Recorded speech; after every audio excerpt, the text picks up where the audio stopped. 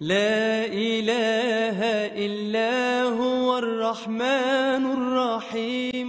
দর্শক বিরতির পরে আবার আমন্ত্রণ রমজান করিম অনুষ্ঠানে। সঙ্গে থাকার জন্য অনেক অনেক ধন্যবাদ। মুফতি আব্দুল মতিন, আপনি যেটি বলছিলেন যে আমরা তওবার মাধ্যমে কিন্তু মুক্তি পেতে পারি। গুনাহ মাফ করাবার জন্য অন্যতম একটি হাতিয়ার হলো তওবা। আর তওবা কিভাবে করতে হবে, সম্মানিত সাআদাতুদ দক্তর এ সম্পর্কে অত্যন্ত সুন্দর আলোচনা করেছেন। তবে আমি একটু বলতে চাই, আসলে হক দুই ধরনের, একটা হলো হুকুকুল্লাহ আর একটা হলো হুকুকুল ইবাদ। একটা হলো আল্লাহর হক, যেমন নামাজ, রোজা, ইবাদত, এরকম যে ইবাদতগুলো কিছু আছে যেগুলো নাকি আল্লাহর হক, আর কিছু আছে বান্দার হক। যেমন বান্দার হক আমরা কিছু বুঝি যে যেমন কারোর টাকা, কারোর পয়সা কোনো দোকানে কোনো দিন স্টুডেন্ট লাইফে হোক, অন্য সময় হোক রয়ে গেছে, অথবা কারোর কোনো ধনসম্পদ নিয়েছে, শুধু এগুলোই বান্দার হক তাই নয়, এগুলোও বান্দার হক। আমি যদি কাউকে কোনো দিন কটু কথা বলে কারোর যদি সম্মান হানি করে থাকি, সম্মানে আঘাত হেনে থাকি, কারোর যদি কোনো ধরনের সুযোগ পাওয়ার ছিল আমি সুযোগ দেই নেই, কারোর চাকরিতে পদোন্নতি হওয়ার কথা ছিল আমার কারণে হয়নি, তাহলে এগুলোও করলাম আমি হুকুকুল ইবাদ নষ্ট করেছি। তো যদি হুকুকুল্লাহ হয় তাহলে আমরা আল্লাহ রাব্বুল আলামিনের কাছে ক্ষমা চাবো। তবে যদি হুকুকুল ইবাদ, বান্দার হক, বান্দার পাওনা যদি নাকি থাকে, তাহলে সেটা থেকে আমরা কিভাবে রেহাই পাবো?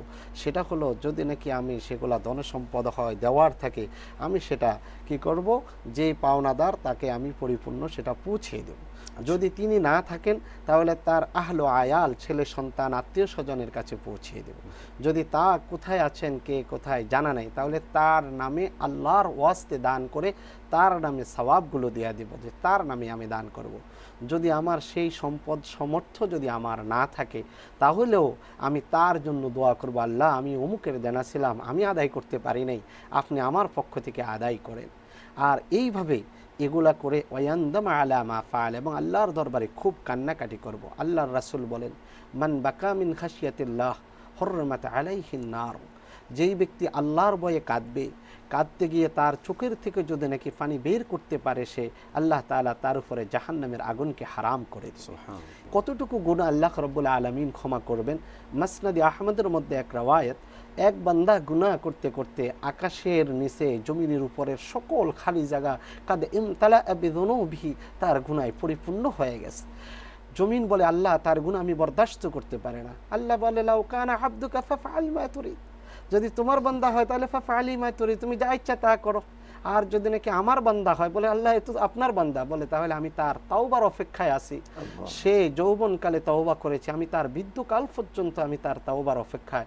আজরাইল তার কাছে উপস্থিত হয়ে গিয়ে তার গলাতে গরগর শব্দ বের হওয়ার আগ পর্যন্ত সে যদি বলে আল্লাহ গুনাহ করেছি মাফ করে দাও, আমি আল্লাহর সাথে সাথে ডাক দিয়া বলি ইন্নী গাফারতু লাকা ওয়ালা উবালি, ও বান্দা আমি তোরে মাফ করে দিলাম, এর জন্য আমি কারোর কাছে আমি ধর্ণা দিতে হয় না। তো আল্লাহ বলেন, বান্দা তুমি যত বড় গুনাহ করো আমার কাছে ফিরে আসো, আমি তোমার গুনাহ মাফ করে দেব। এটার জন্য সুবর্ণ সুযোগ হলো ওয়াবিল আসহারি হুম ইস্তাগফিরুন, ভোর রাত্রে উঠে, আমরা অন্য সময় ভোর রাত্রে উঠতে পারি না, রমজানে সেহরির কারণে উঠে, এই জন্য আমি বলবো এই সময় কমপক্ষে 2 রাকাত আপনি নামাজ সুন্দর করে তাহাজ্জুদ পড়ে হলে সিজদার মধ্যে পড়ে আল্লাহর দরবারে জার জার করে কেঁদে চোখের পানি দেন। আর যদি কারোর হক দেনা থাকেন তাহলে সেই হকগুলা দেয়া দেন, যদি তাদেরকে না পান তাদের জন্য আপনি ক্ষমা চান। এমনিভাবে ইফতারের সময় দোয়া কবুল, তখনও আপনি দোয়া করেন। এইভাবে যেগুলো আমল আছে এগুলোর মাধ্যমে। খুবই সুন্দর বলেছেন আপনি। ডক্টর হিজবুল্লাহ, আপনার কাছে আসবো শেষ বিষয়টি নিয়ে, কোন কোন সময় তওবা কবুল হয় এটি নিয়ে যদি বলেন। আসলে তওবার জন্য কোনো সময় নির্ধারিত আছে বলে আমার জানা নেই। আচ্ছা, সব সময় তওবা কবুল হয়। কোনো এবার যৌবনকালে তওবা করবো কবুল হবে, বৃদ্ধকালে কবুল হবে না? যৌবনকালে কি দিন আমরা অন্যায় করবো, তো আর বৃদ্ধকালে যে তওবা করবো কবুল হবে না? সবসময় তওবা আল্লাহ পাক কবুল হয়। আল্লাহ পাকের তওবার দরওয়াজা সবসময় খোলা, কোনো সময় আল্লাহ পাক তওবার দরওয়াজা বন্ধ রাখেন। অনেকে কিন্তু এরকম করেন যে শুক্রবারে তওবা করব, রোজা এলে তওবা করব। না, এটা ভুল কথা। এই ধরনের যারা মনে করেন এটা সম্পূর্ণ ভুল। আর এটা মনে করে আপনি গুনাহ করতে থাকবেন, যেমন এটা আপনি যেটা বলেছেন এটা ঠিকই আছে, যে এখনো তো মাত্র জওয়ান শুরু হয়েছে, যৌবন শুরু হয়েছে, একটু এনজয় করে নেই, বুড়ো বয়সে তারপরে গিয়ে আমরা তওবা টবা করে নেব না। এই জন্য অনেক সময় হয়েছে, আমার জীবনে এই ঘটনা ঘটেছে। একজন বৃদ্ধ মানুষ, প্রভাবশালী মানুষ এসছেন, মানে এখনও উনি ভালোই চলাফেরা করতে পারেন, কিন্তু বয়স্ক। তো সে আমার অনেক বছর আগের কথা। তখন উনি বললেন যে হুজুর, আমি কি বলেন, কি খবর, কেমন আছেন? হাজী সাহেব ভালো আছে। তো আপনার কাছে আসছি। আমার কাছে তা আপনি আমাকে বললে আমি তো যেতে পারতাম, আমি সম্মান দেখাবার জন্য। বললে যে না, এটা আমার ব্যাপারের জন্য আপনার কাছে আমি আসছি। আমি বললাম আমাকে একটু তওবা পড়াইতে হবে। আমি বললাম তওবা পড়াইতে হবে মানে? কয় হুজুর জীবনে তো অনেক কিছুই করলাম, এখন একটু তওবা পড়ে নেই, সামনে আর করবো না, এই জন্য তওবা। আমি ভালো, তো পড়াই দিলাম, ঠিক আছে অসুবিধা নেই, কিন্তু এ ধরনের সিস্টেম নেই। মানে তওবার জন্য কালক্ষেপণ করা এটা কোনো অবস্থাতে করা যাবে না। কারণ আমার আপনার মৃত্যু কখন এসে যে আমাকে ধরবে, মালাকুল মউত কখন এসে যে আমার সামনে দাঁড়াবে, আমরা কি কেউ জানি? এই জন্য সার্বক্ষণিক। আচ্ছা দেখুন, রাসূলুল্লাহ সাল্লাল্লাহু আলাইহি ওয়াসাল্লাম সারা মখলুকের মধ্যে, আম্বিয়া কেরাম সহ সবার মধ্যে সর্বোৎকৃষ্ট মানব তো হচ্ছেন রাসূলুল্লাহ সাল্লাল্লাহু আলাইহি ওয়াসাল্লাম, যার গফিরা লাহু মা তাকাদ্দামা মিন যামবি ওয়া মা তাআখার। জীবদ্দশায় আল্লাহ পাক আগ পরে সব মাফ করে দিলাম, এটা আর কাউকে আল্লাহ পাক বলেননি। সেই মানুষটি আমাদের সেই নবী রাসূলুল্লাহ সাল্লাল্লাহু আলাইহি ওয়াসাল্লাম, তিনি বলতেছেন ওয়া ইন্নী লা আস্তাগফিরুল্লাহ কুল্লা ইয়াউমিন 70 মাররা আও কামা ক্বালা আলাইহিস সালাতু ওয়াসসালাম ফি মিআতি মাররা।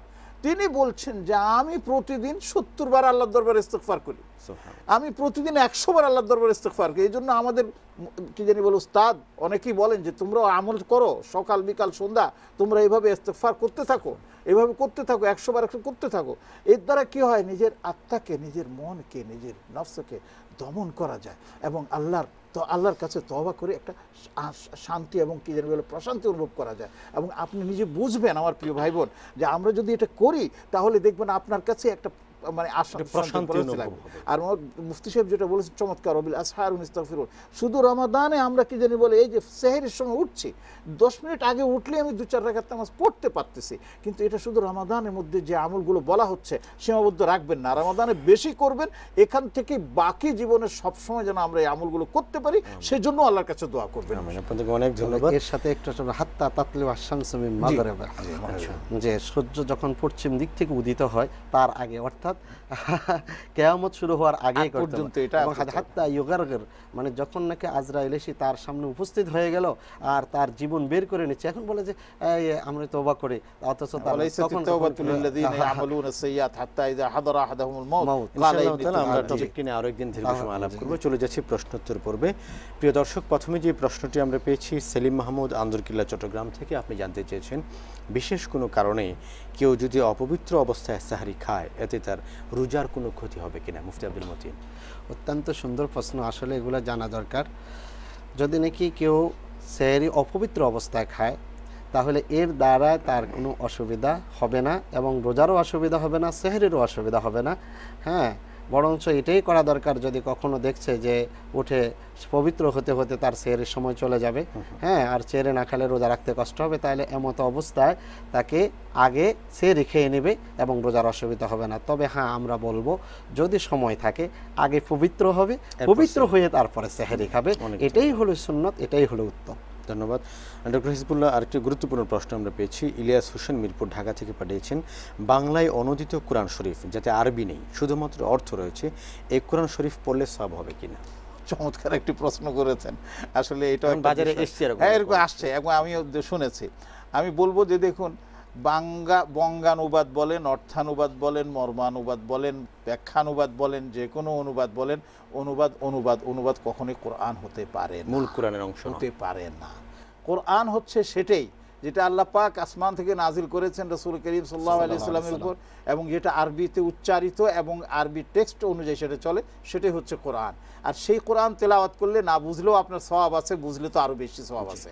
আর সেটা বাদ দিয়ে শুধু অনুবাদ যদি আপনি পড়েন তাহলে এইটা কোরআনের সওয়াব আপনি পাবেন না, এই কথা নিশ্চিতভাবে বলা যায়। তবে কোরআন রিসার্চ করতেছেন বা গবেষণা করতেছেন বা কোরআনের আয়াত সম্পর্কে জানার চেষ্টা করতেছেন, এই জন্য আপনি অন্য সওয়াব পেতে পারেন, সেটা হতে পারে।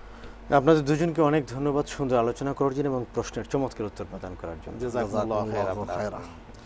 প্রিয় দর্শক, দেখতে দেখতে চলে এসেছি অনুষ্ঠানের একেবারে শেষ প্রান্তে। এবার বিদায় নেবার পালা। ইনশাআল্লাহ তাআলা আগামীকাল একই সময়ে আবারও দেখা হবে সে প্রত্যাশায়। সে পর্যন্ত ভালো থাকুন, সুস্থ থাকুন। আল্লাহ হাফেজ। আসসালামু আলাইকুম ওয়া রাহমাতুল্লাহি ওয়া বারাকাতুহু। لا إله إلا هو الرحمن الرحيم الملك القدوس السلام المؤمن المهيمن العزيز الجبار المتكبر الخالق البارئ المصور الغفار القهار الوهاب الرزاق الفتاح العليم القابض الباسط الخافض الرافع